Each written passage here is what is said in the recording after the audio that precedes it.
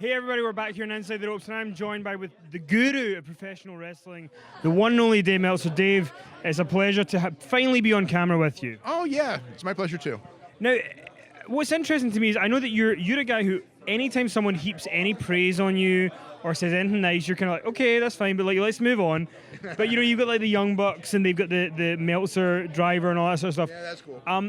For you as someone, you've done the newsletter for so long, and you're kind of like the voice now that everybody looks to, but at the same time on Twitter, some people are like, oh, Dave Meltzer lies or whatever. Well, I can't afford to lie. I can't. But you take it in really good spirits, and you take it as good fun when people kind of say, TNA are not getting cancelled by Spike. You're like, they are. They did. Yeah. Like, do you just take it lightheartedly when people try and kind of knock? I try to make it lighthearted for people who look in, and some people think that it's like, I don't do it well, and it's all also a matter of opinion. But it's like I try to have fun with it, you know.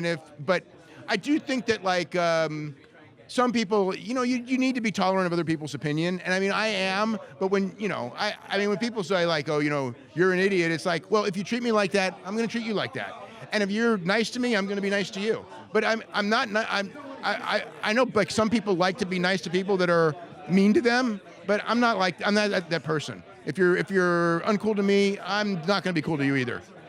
No, it's interesting. Yesterday was like the 30th anniversary of Hogan Andre WrestleMania 3, and somebody tweeted me and said, "He's a fucking liar. He's a fucking liar. He's a fucking liar. He's a fucking liar. I tell you." No, I was just playing. Just a Wale cameo. Delete it. Sorry.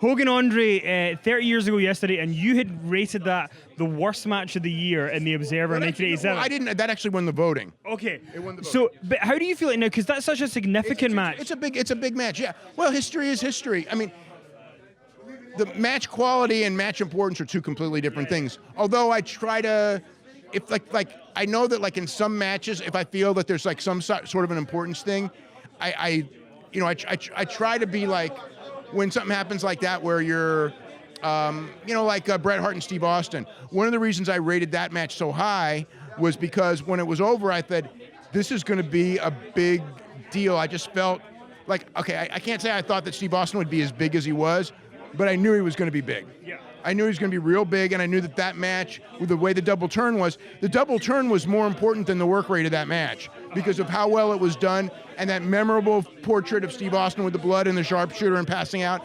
And it became, really one of the key moments in wrestling of that era. And, Hogan and Andre was, it's probably maybe the most famous match of all time. I mean, you could argue the point, but it's maybe the most famous. In terms of the star rating system, you've been very clear about you didn't invent it. You that was invented elsewhere. But do you think that now do people put too much influence on the stars, or not? What do you think about how people take in terms of taking the star rating seriously or not? If you take it as a guideline, like you look at it and it's like this match is rated high, and you go, whatever it is, it doesn't have to be 5 stars or whatever, but if it's rated high, I take it as a guideline. If I was a fan, go like, you know what, maybe I should go out of my way to look at it, because if somebody if one of my friends goes, hey, I just saw like a 4.5 star match in England, my gut is, I'm going to try to make time today to watch that match. Or if someone, like in the morning, when I wake up and someone goes, oh, you've got to watch this match that happened last night in Japan, I'm going to try to watch the match. So to me, that's where the star rating is about. It's about like seeking out the good stuff, and if it's not so good, then you don't have to seek it out. Let's talk about WrestleMania weekend. Everybody's talking about it. NXT Takeover, first of all. Nakamura, Bobby Roode. A lot of people say, Nakamura, it's already done. He should be on the main roster, all that sort of stuff. Do you think he's going to end up on the main roster after WrestleMania? Soon after WrestleMania, I think he's going to end up. I know it was the plan. I mean, plans always change, but I believe that it will happen very soon. And does NXT going back to be more like a developmental? Because NXT for a while has been more about a third brand and all this stuff. It's going to always be a third brand because they're touring. They're touring the world with it, and they're touring all over the United States. So you need to have enough of a quality of names to where you can at least go places and draw. So you're going to have your Bobby Roodes, and you're going to have your, and they're going to replenish with whoever it is, whether it's a Kyle O'Reilly or Adam Cole or, whatever. I mean, and no one's a guarantee, but I think that like that.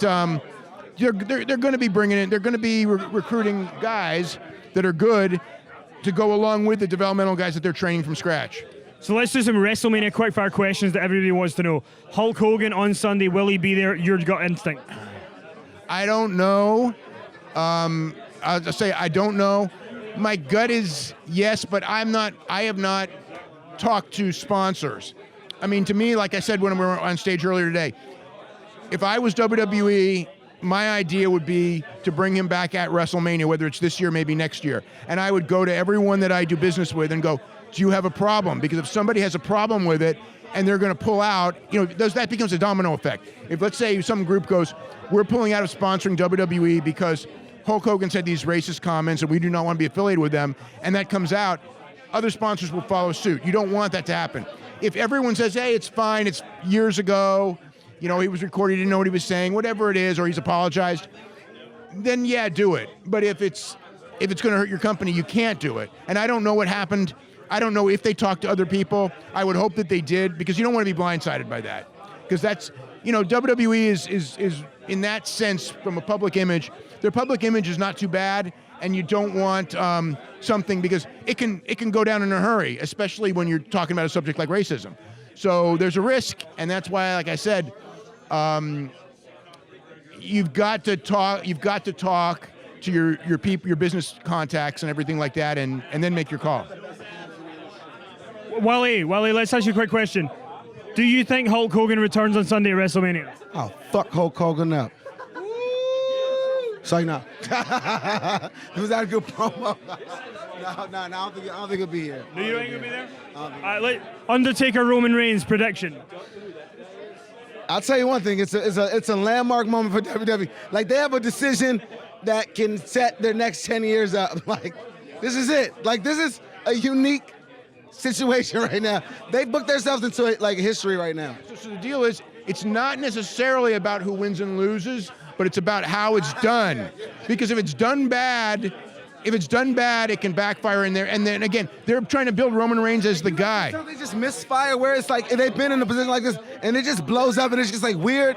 Like, you know what I'm saying? Like Dean versus Bray. Like, they could have made somebody dominant and kept going. This is one of those situations where it could go either way. Like, if it's like a count out, or if it's like a win. If it's like a Superman punch and a spear and it's over and he's acting like a face, it's gonna be weird. That's a weird ending. But that they very well that might happen. He might win, do his thing, and take his cheers, take his 50-50.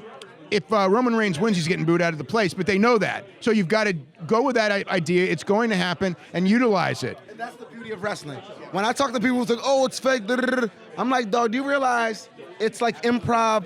It's like watching whose line is it anyways, with physical, like you're swinging into the ropes. Like, the perfect thing to show somebody who's not a wrestling fan is Rock versus Hogan WrestleMania, because they went in heel and face, and they switched and they called the match from that point on.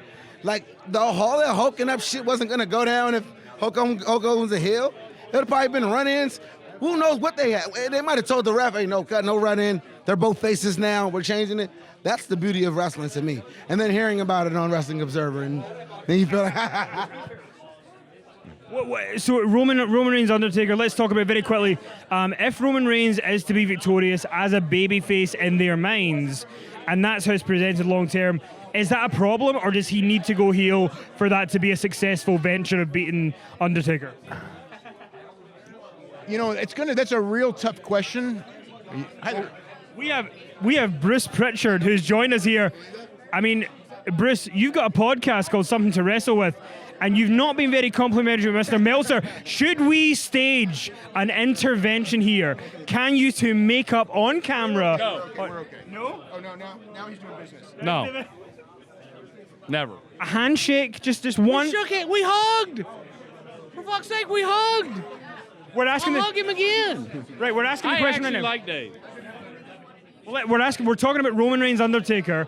If Roman Reigns is victorious on Sunday as a babyface in presentation, does that hurt? Is that okay? He's going to be booed, but as long as He's gonna be booed. he's going to be booed, and Oh my God! Did you hear that? We agreed on something. What the fuck?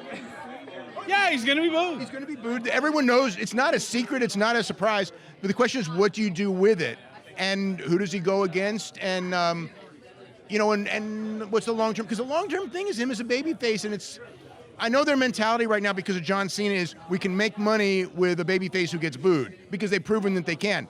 But can they make big money with Roman Reigns and turn him into a big drawing card? That's the question that's not answered yet. Yes. Thank you for that. Reigns will be a huge draw as a babyface. Give him time. Okay. Last question.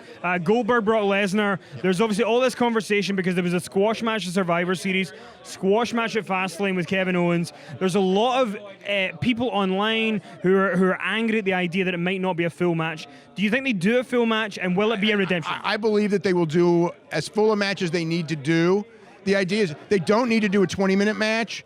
Can they do a 10 or 12 or 15-minute match? Yeah, I hope that they do because I think that you have to do that at WrestleMania.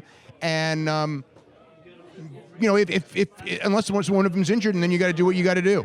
But the idea is Brock gets his revenge. Brock has to come off real strong in this one because Brock is going to be one of the key guys to carry the company going forward. And very last thing, everybody always asks you, who's the best wrestler? Who's this? Who's that? I want to know, what is Dave Meltzer's guilty pleasure in wrestling? Who's a character that you like, that you know they're bad, but you just get a kick out of them anyway? Oh man, I mean, I would say from a historical standpoint, the Crusher, okay? But that's a character from years and years and years ago. Now, guys aren't that bad now. I mean, there aren't guys that are like absolutely terrible. I mean, I could say Grado, right? Yeah. I mean, in the sense of, in the right circumstances. I mean, it's like when I saw Grado in TNA, it was hit and miss. But when I see Grado, when I saw him on World of Sport, it's like, people are going, oh, Grado's the top guy in World of Sport. Oh, and I watched a TV show and I go, you know what? It was really a fun, entertaining, and the way he walks and everything like that. I mean, I'm entertained by him. So I mean, it's I don't know. I mean, I don't know if it's a guilty pleasure. It's just. Not everything is about. There's different characters that you want for different aspects of wrestling. You don't want every match to be a great match unless you're at PWG. Then it has to be.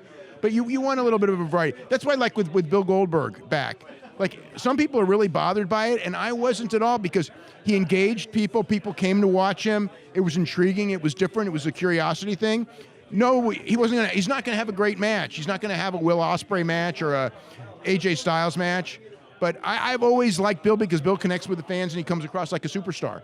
So what I was very happy with on this run is Bill's interviews, because I was worried about Bill's interviews on the stage, and Bill's interviews have been solid and really good, and he's carried his end of the program. And I think Bill has been a much bigger success than I think anyone would have expected going in, especially when you consider they had him 13 years ago. He was younger and it wasn't a success.